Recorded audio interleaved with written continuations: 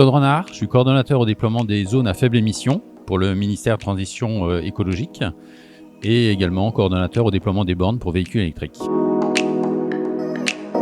Alors, sur la mobilité verte, on met en place énormément de choses, notamment la promotion de tout ce qui permet d'éviter les véhicules thermiques, donc pour des sujets de décarbonation des transports, mais également pour des problèmes de pollution. Donc c'est surtout l'aspect ZFE sur le sujet pollution.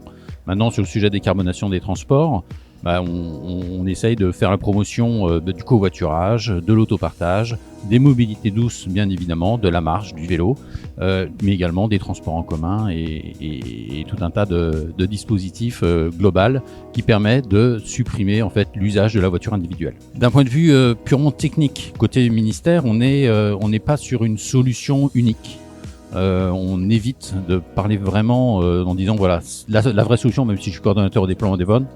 On est toujours sur un mix énergétique et il y aura des usages sur tout. C'est-à-dire que même sur une certaine technologie, des fois, cette technologie, par exemple des biocarburants, ne pourront pas être utilisés pour tous les modes de transport. On voit, il y a une certaine compétition entre l'aéronautique, le maritime ou même le transport terrestre.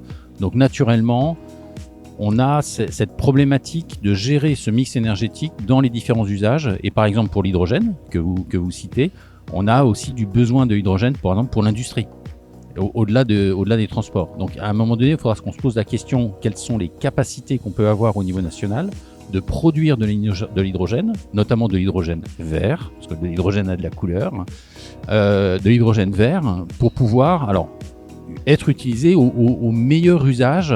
Donc entre l'industrie, les transports, beaucoup parlent de transport lourd, mais bon, je découvre la mobilité plus légère avec des vélos hydrogène et ça me semble être une excellente idée.